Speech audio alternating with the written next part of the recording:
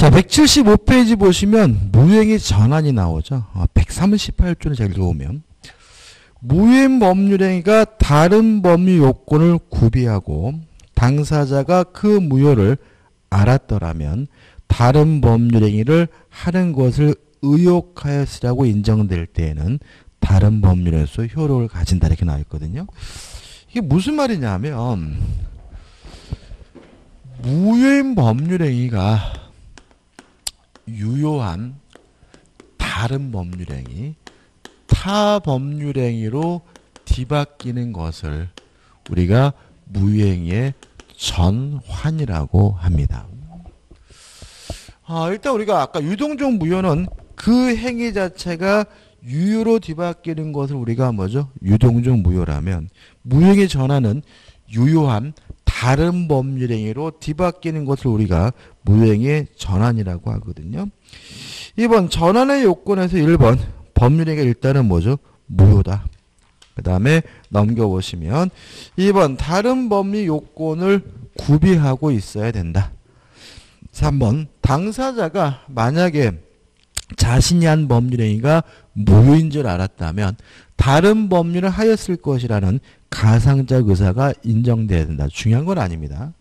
4번 단독행위에 대해서도 우리 판례는 무효행위 전환을 인정하고 있고요. 그 다음에 3번에서 뭐가 나오냐면 전환의 모습이 나와요. 자, 이게 어떤 얘기냐면 이런 겁니다. 이것도 원칙 예로 나오면 원칙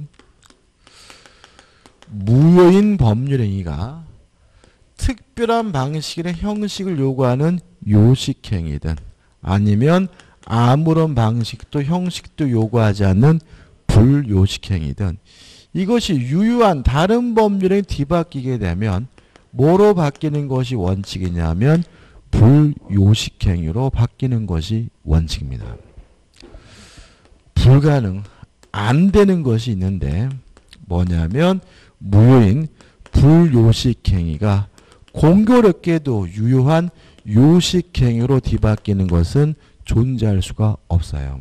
그래서 일단 1에서 불요식행위로 뒤바뀌는 것은 가능하고도 뭐요? 유효한 거고요. 2번에서 원칙적으로 요식행위로 뒤바뀌는 것은 뭐죠? 불가능한 거거든요. 이게 무슨 소리냐? 예를 들면 쉽습니다. 자, 우리가 어음을 작성하는 것은 요식행위거든요. 근데 어음 용지에 작성한 것이 아니라 A4 용지에다가 어음 해가지고 뭐 금액 조금 뻥뻥뻥 해서 꽝 찍었어요. 그럼 이거는 어음으로서는 뭐인 거죠? 무효인 거죠. 그럼 이것이 아무런 의미가 없느냐? 아니라는 거죠. 어음으로서는 무효지만 나중에 그 사람한테 내가 받을 돈이 있다는 입증 자료로서는 충분한 것이니까 뭐로서는 유효한 거냐면 차용증, 차용 증서로서는 뭐한 거죠? 유효한 거죠.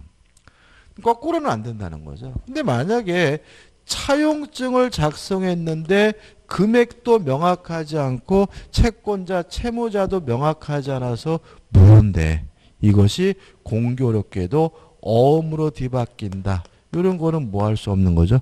존재할 수가 없다. 이렇게 되는 거죠. 이해되시죠? 그죠?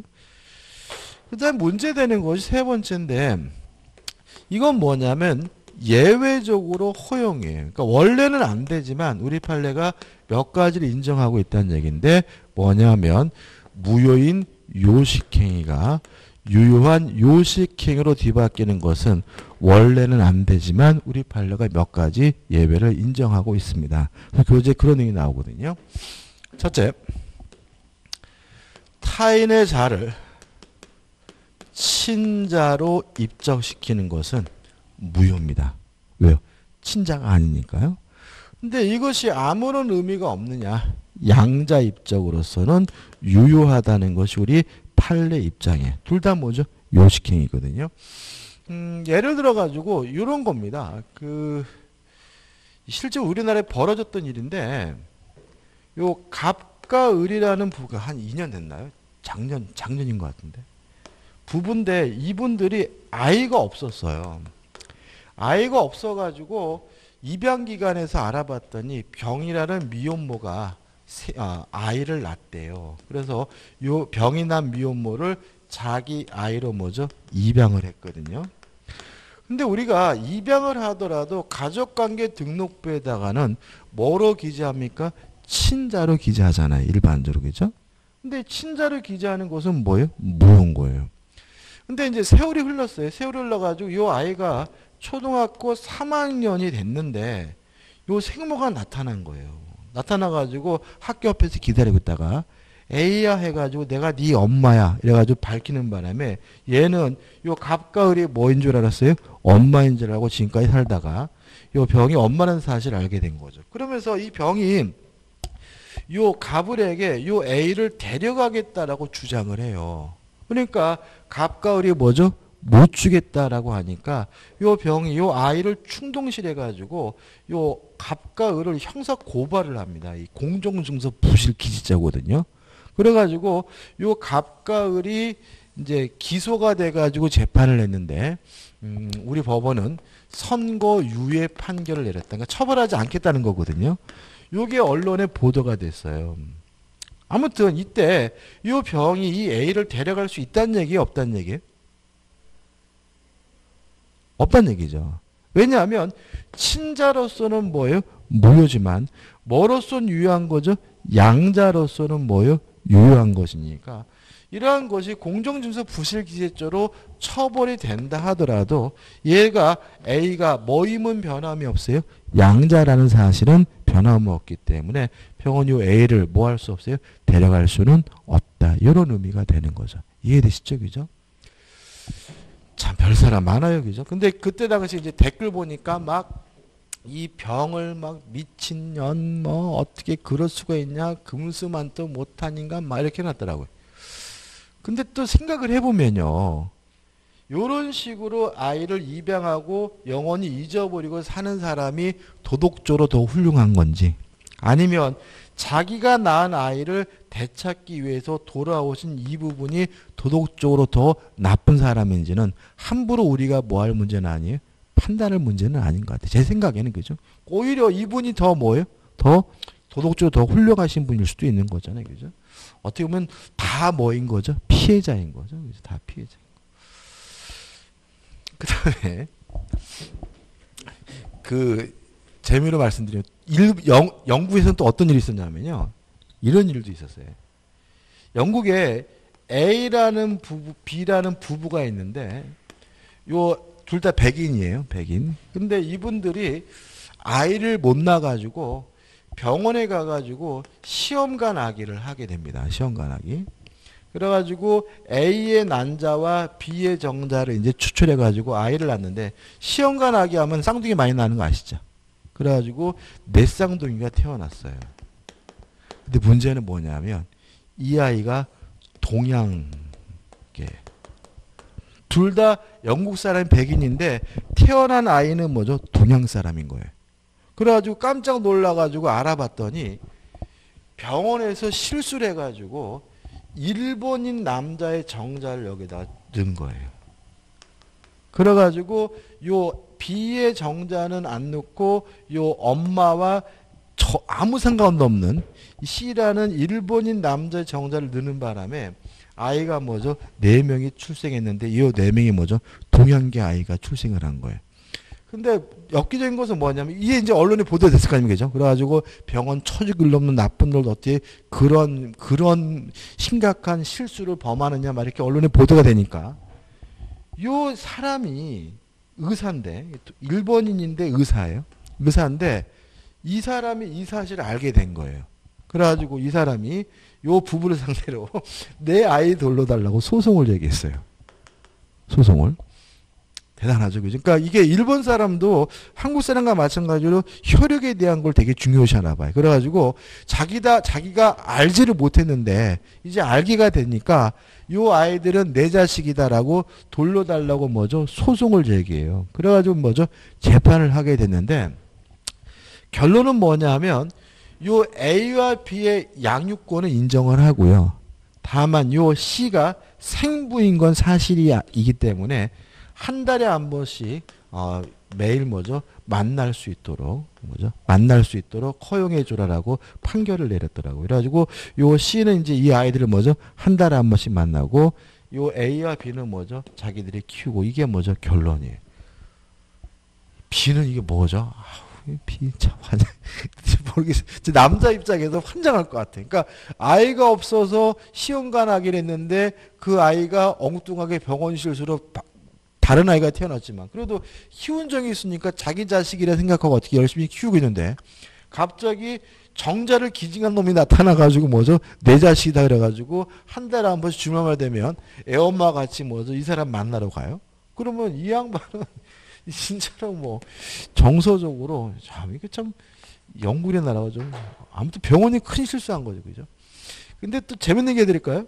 근데 얘가 왜 또 직업이 의사냐면은 미국이나 영국 같은 나라는 아르바이트를 합니다. 아르바이트를 하는데 어떻게 아르바이트를 하냐면 자기의 정자를 팔아요, 정자를.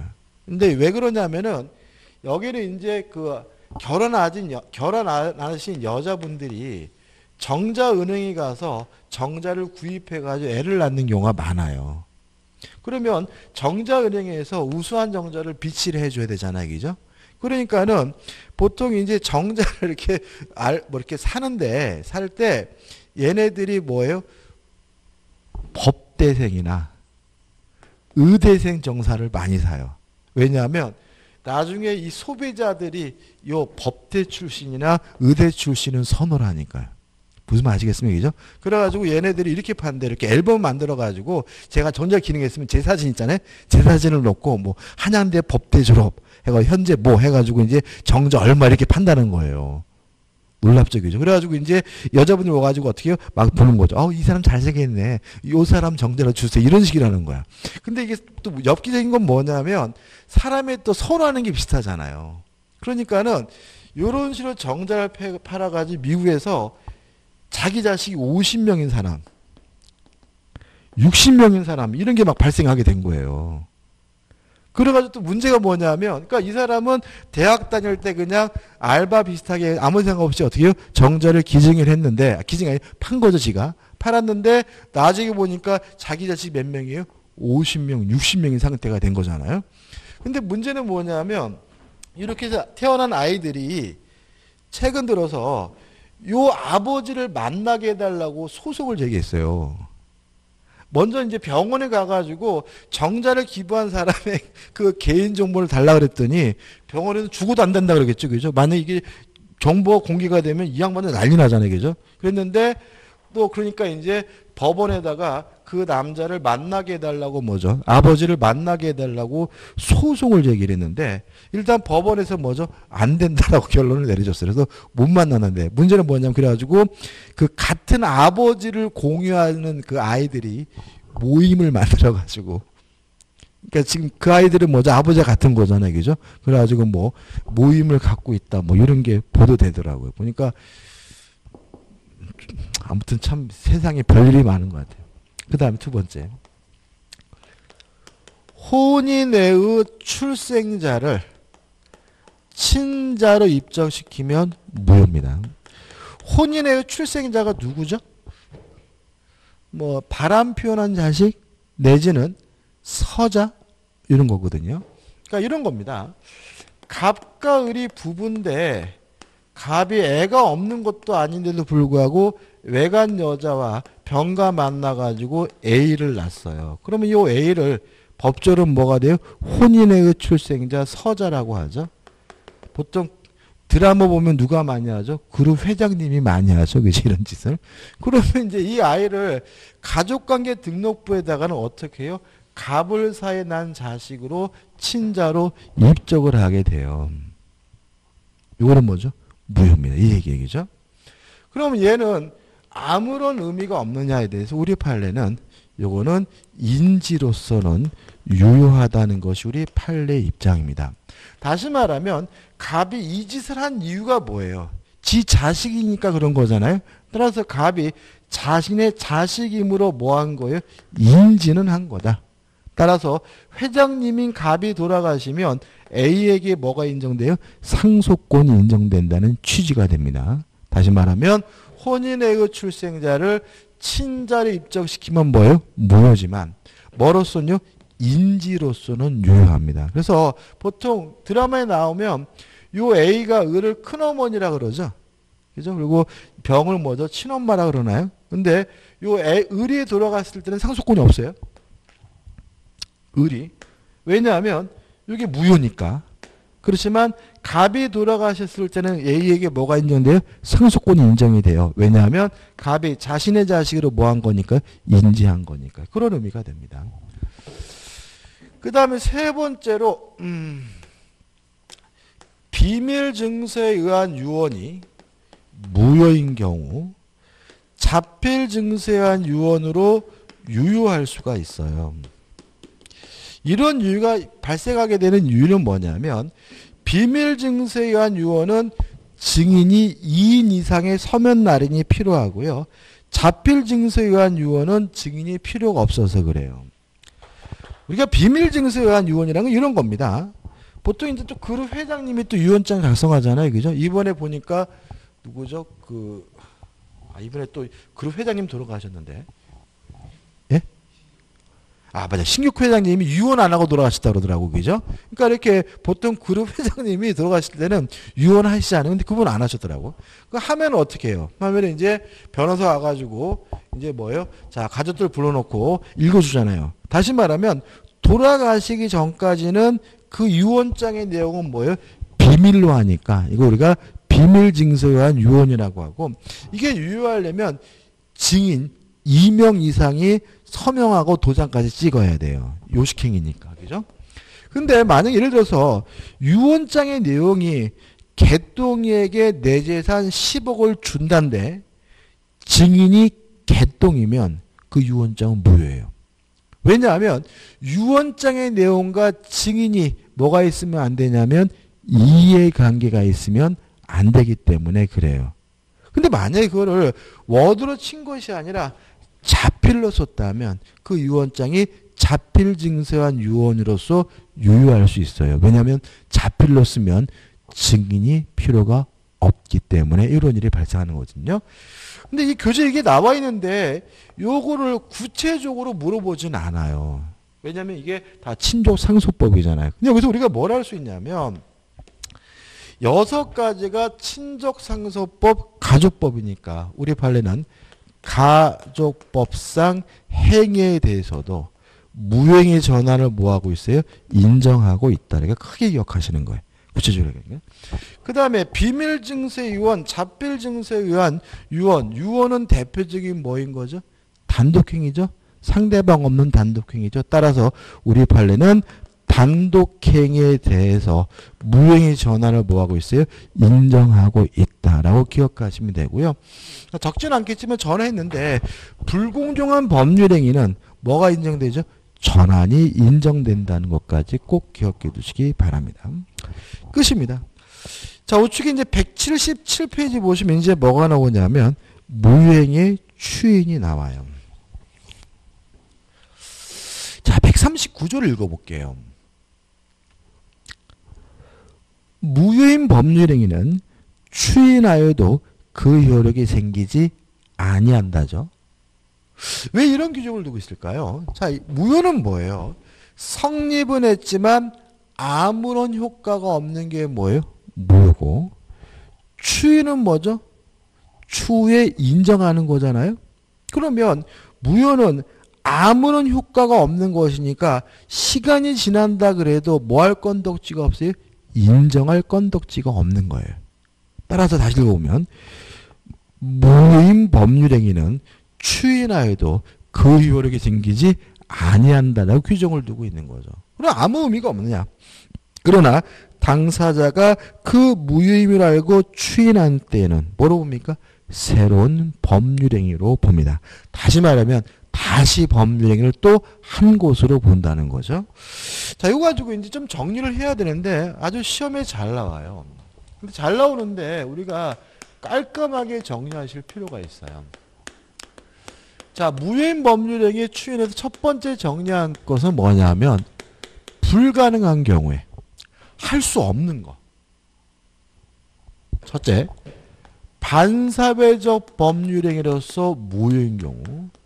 두 번째, 불공정한 법률행위로서 무효인 경우. 세 번째, 강행법규 위반. 하나 더 한다면 원시적 불능 이런 경우죠. 이런 것들은 뭐 할 수 없습니까? 추인할 수 없고요. 추인해봤자 아무 의미가 없어요. 그래서 특히 이 불공정한 법률행위는 추인은 못하는데 무효행위 전환이 인정된다는 것이 특이하기 때문에 시험에 잘 나오고 있다는 거 잊지 마시기 바라고요. 그 다음에 두 번째, 가능한 경우입니다. 지금 보고 있는 139조죠. 자, 139조에 따라서 가능한 경우가 있는데 조심할 것은 이 경우에는 추인이 가능하긴 하지만 뭐가 됩니까? 새로운 법률행위가 되는 거죠. 다시 법률행위를 한 것으로 보겠다는 얘기고요. 새로운 법률행위가 된다는 말은 과거로 뭐 하지 않는다는 얘기냐면 수급하지 않는다는 얘기인데 다만 주의하실 것은 당사자 간의 약정으로 과거로 소급시키는 것은 가능해요. 그러면 이 139조가 적용되는 것이 뭐가 있느냐? 의외로 많지 않아요. 첫째, 진위 아닌 의사표시가 무효인 경우. 두 번째, 통정허위 표시가 무효인 경우. 세 번째, 의사무능력입니다. 이 세 가지 경우에는 추인할 수 있고 추인하게 되면 뭐가 돼요? 새로운 법률행위가 되는 거예요. 첫 번째 조심할 것은 의사무능력자의 법률행위를 자꾸 불가능한 경우로 넣는 경우가 있는데 이것은 가능한 경우고 새로운 법률행위가 되고 소급하지 않는 경우예요. 예를 들어볼까요? 이런 겁니다. 제가요 어젯밤에 술을 이빠이 처먹었어요. 완전 필름도 끊어지고 하나도 기억이 안 나는데 다음날 일어나 보니까 제 머리밭에 제 아파트 매매 계약서가 있는 거죠. 제가 만취 상태에서 그 아파트 매매 계약서를 작성했어요. 물론 의사무능력자의 법률행위니까 뭐인 거죠? 무효겠죠. 그죠? 근데 제가 깜짝 놀라가지고 읽어봤더니 아이고 좋아. 제가 술 취해가지고 막 윽박질러가지고 저한테 되게 유리하게 계약을 한 거예요. 그러면 뭐 할 필요가 있는 거예요? 추인할 필요가 있는 거잖아요. 술 깨고 나서 야 나 그거 어제 한 거 술 먹었지만 나 받아들일게 인정할게 뭐 할 수 있는 거죠? 추인할 수 있고 추인하게 되면 그날 새롭게 다시 뭐 한 것으로 해? 법률행위를 한 경우로 보는 것이지 불가능한 경우가 아님을 주의하시기 바라고. 그 다음에 새로운 법률이 된다는 말이 무슨 말인지 설명을 좀 드릴게요. 자, 한번 생각해 보세요. 갑이 소유하고 있는 요 A 건물에 대해서요. 을과 만나가지고 하지도 않은 매매를 한 것처럼 가장을 해서 갑이 을에게 뭐까지 했었어요? 이전 등기까지 해줬어요. 그러면 이 갑과 을 간의 매매 통정허위 표시여서 무효인 거고 매매가 무효면 무엇도 무효인 거죠? 등기도 무효인 거죠? 동의하시죠? 그죠? 시간이 흘렀어요. 시간이 흘렀는데 갑이 을에게 뭐라 그러냐면 야 너 이거 진짜 살 맘 없니? 그랬더니 그래 내가 진짜 살게 라고 쌍방이 뭐 했어요? 추인하게 되면 요 시점에서 새롭게 다시 매매계약을 뭐한 것으로요? 체결한 것으로 보겠다는 얘기인 거죠. 이해되시죠? 그죠? 다만 요 무효였던 것이 유효로 바뀌는 것이 아니라 새롭게 매매계약을 다시 체결한 것이기 때문에 요 을이 소유권을 취득하려면 을의 등기를 말소하고 다시 요 매매를 원인으로 새롭게 이전 등기를 해줘야 을이 소유권을 취득하는 것이 원칙인 거예요. 번거롭죠? 소급하지 않는 거예요. 번거롭잖아요. 따라서 갑과 을이 약정을 해. 아 이거잖아. 괜히 말소하고 등기하지 말고 그때 그거 그냥 유효한 것으로 하자라고 당사자 간에 약정이 있다면 소급해서 뭐가 될 수도 있어요? 유효가 될 수도 있다. 따라서 굳이 말소하고 새롭게 뭐 할 필요 없어요? 이전 등기할 필요는 없는 것이다. 이런 의미가 되는 거죠. 이해되시죠? 표정이 별로 이해 안 되는 분위기인데 대시적이죠. 안 되세요? 안 되시면 안 된다고 말씀하시고 대적이죠.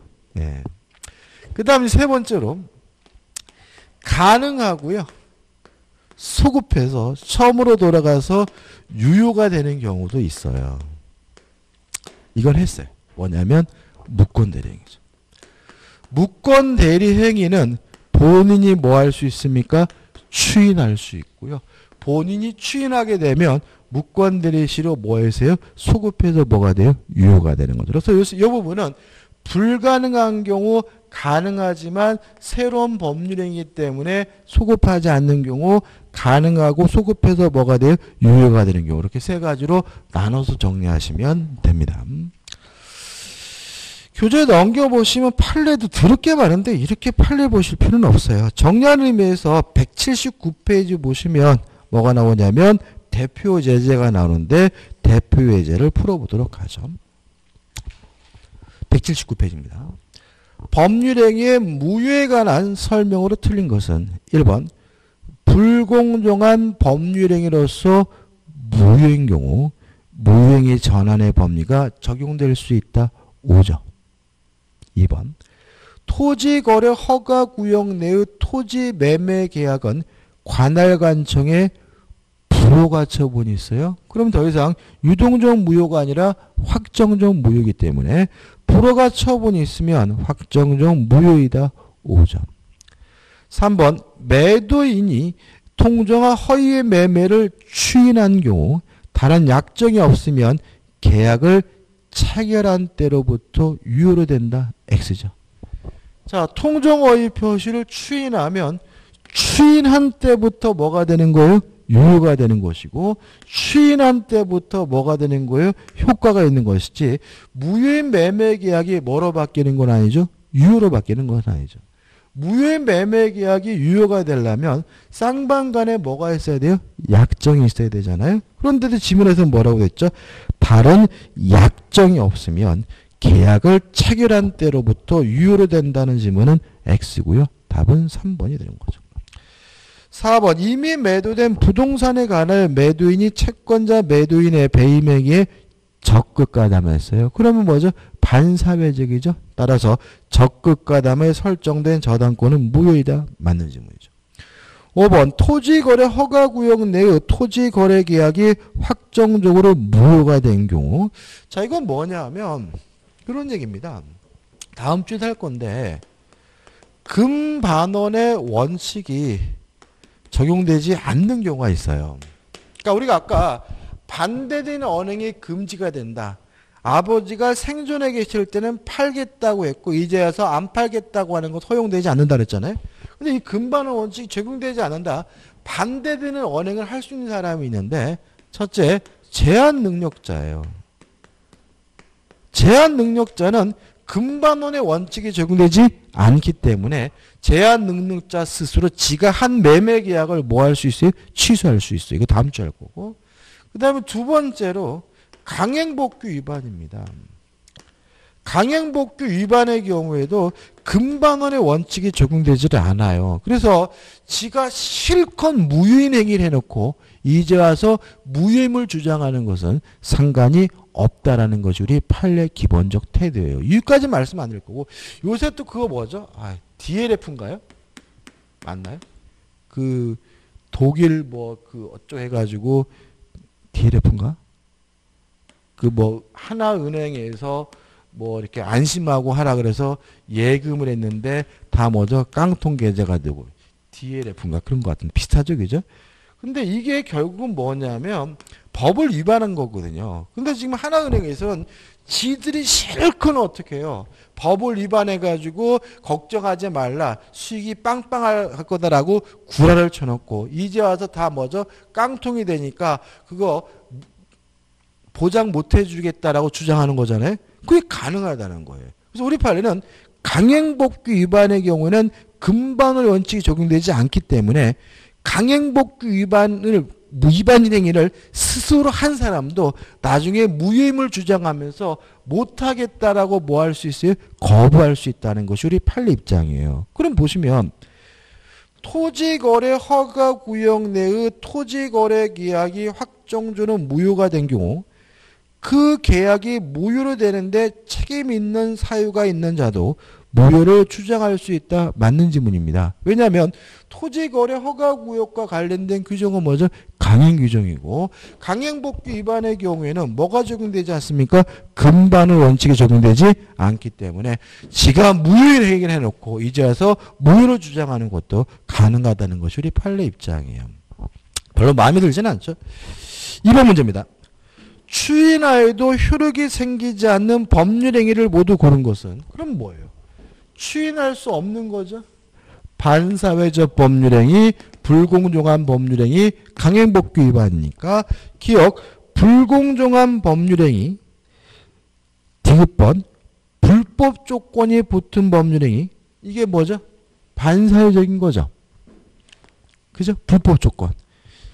갑돌을 죽이면 1억 주겠다. 그 얘기잖아요. 그죠? 이건 뭐예요? 반사회. 따라서 기억 디귿에서 2번이 답이고요.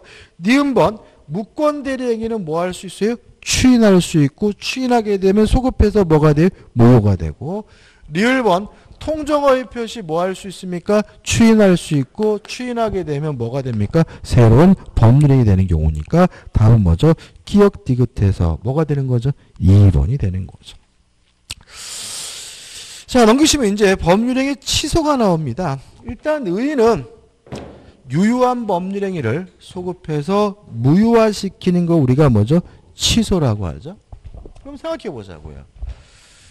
자, 법률행위가 성립을 했고 유효한 것을 소급해서 무효화시키는 게 뭐예요? 취소잖아요. 그러면 효과가 발생하기 전에는 뭐라는 거죠? 철회를 하는 거죠. 그래서 효과가 발생된 후에는 뭐 하는 거죠? 취소라는 거고 효과가 발생하기 전에는 뭐 하는 겁니까? 철회하는 거다. 왜요? 철회란 효과가 발생하기 전에 효과 발생을 뭐 하는 거죠? 막는 거니까. 그 다음에 2번 해제와의 차이점은 오늘은 안 할 겁니다. 나중에 우리가 해제할 때 정리해 드릴 건데 일단 해제는 언제 하는 거냐면 채무불이행이 있으면 하는 거다. 그 다음 밑에 판례는 뭐 전했던 건데 해제된 후에도 착오를 이유로 취소하는 것이 가능하다. 이런 얘기죠. 그 다음 우상단에 해지도 오늘은 안 합니다. 그래서 해제와 해지는 나중에 계약법 할 때 할게요. 그 다음에 취소의 종류해가지고 협의 취소와 뭐가 나오죠? 강의 취소가 나오는데 가입표예요.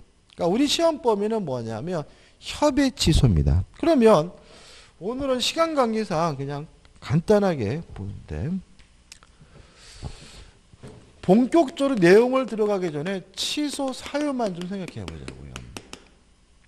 첫째, 제한 능력자가 한 법률행위는 뭐 할 수 있었죠? 취소할 수 있었죠. 두 번째, 착오에 의한 의사표시. 세 번째, 사기에 의한 의사표시. 네 번째, 강박에 의한 의사표시죠. 요 네 가지 사유가 있으면 뭐 할 수 있어요? 취소할 수 있는데 이게 뭐냐면 협의 취소예요. 우리 시험 범위는 뭐만요? 협의 취소만 시험 범위다. 그래서 우리는 취소는 네 가지 사유가 있으면 취소할 수가 있다고요. 여기서 좀 조심할 것은 뭐냐면 제한 능력자란 이유로 취소한 경우에는 선의 제3자가 보호되지 않는다. 착오, 사기, 강박에 의한 의사표시를 취소한 경우에는 선의 제3자가 보호가 된다.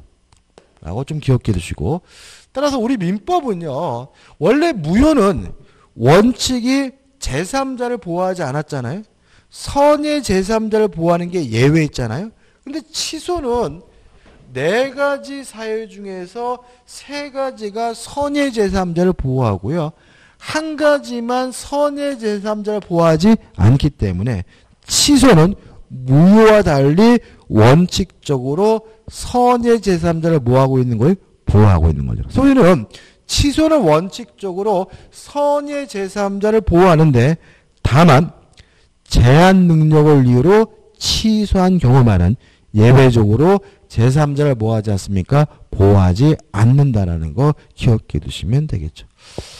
오늘 여기까지 하죠. 여기까지 하고 다음 주에 그 181페이지 하단에 취소권부터 시작을 해가지고 취소권하고 그 다음에 조건과 부관하면 기한하면은 민법 총칙 끝나고 아마 다음 주에는 물권법으로 들어갈 수 있을 것 같아요. 자, 오늘 수고 많으셨습니다. 고맙습니다.